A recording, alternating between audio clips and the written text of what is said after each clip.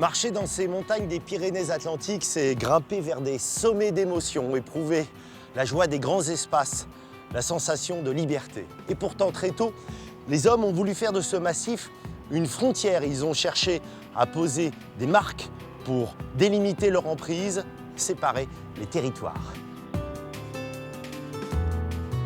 Le tracé actuel de la frontière remonte à la signature du traité des Pyrénées au XVIIe siècle entre les royaumes de France et d'Espagne. Mais la délimitation exacte sera établie plus tard en 1856 par le traité de Bayonne, aussi appelé le traité des limites. Concrètement, 602 bornes sont alors installées pour matérialiser les 623 km de frontière de l'Atlantique à la Méditerranée.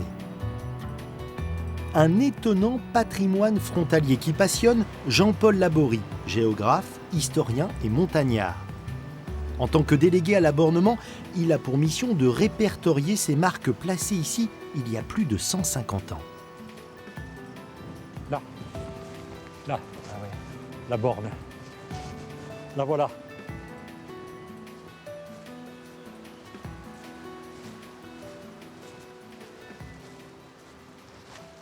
Voilà, elle est belle.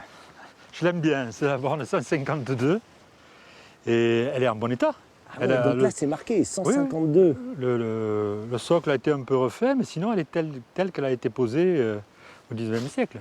Pour bien comprendre, là, je suis en Espagne, je fais un pas, je suis en France. Tout à fait.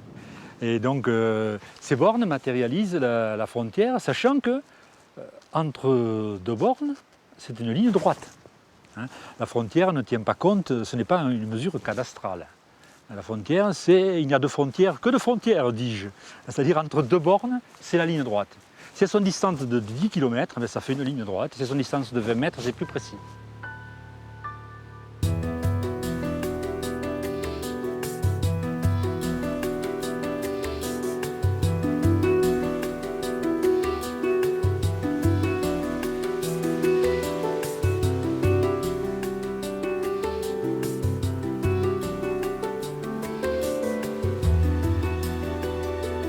Ah, nous voilà à la croix 155.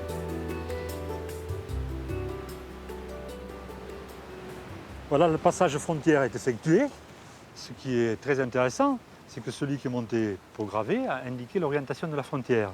C'est-à-dire qu'il a dessiné sur 10 cm l'axe, ici, est-ouest, qui délimite la France de l'Espagne ici, et le virage à 90 degrés de la frontière ici, qui repart vers le nord, l'Espagne d'un côté et la France de l'autre.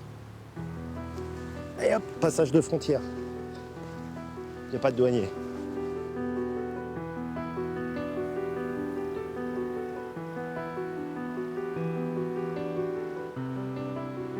On pourrait croire que les Pyrénées sont une frontière naturelle qui sépare deux côtés. Est-ce que c'est vraiment le cas?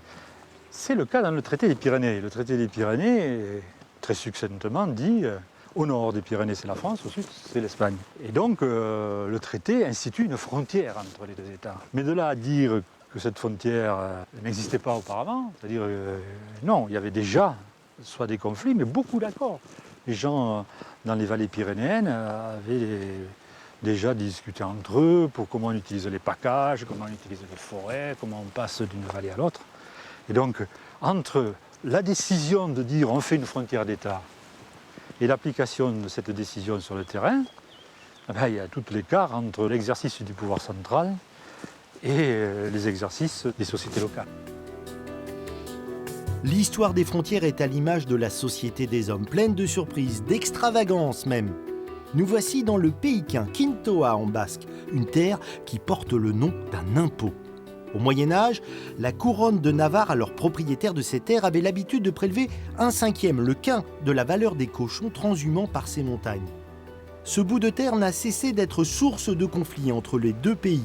Au XIXe siècle, on finit par trancher en créant une enclave espagnole en territoire français. Voilà le pays qu'un devant nous. Alors, on voit le premier mamelon. La ligne suit cette crête qui est très distincte. Celle qui est au soleil, les mamelons, avec les moutons. Ici, Voilà, ici. Et donc, toute cette zone que je viens de montrer, il est évident que les eaux qui tombent vont vers la vallée des Aldudes et vers l'océan Atlantique, vers la France. Donc dans la logique du traité des Pyrénées, ça devrait être la France. Voilà. Si on avait une frontière naturelle qui respecte la divisoria, on serait en France. Or, il se trouve que là, nous sommes en Espagne parce qu'il y a une limite qui a été créée, la limite du pays Quin, qui individualise ce pays et qui fait que cette partie-là est annexée par l'Espagne. On est en Espagne. La terre est aujourd'hui encore propriété espagnole, mais les habitants, eux, sont bien français. Ils payent donc la taxe foncière en Espagne, les impôts sur le revenu en France. Pourquoi faire simple quand on peut faire compliqué ?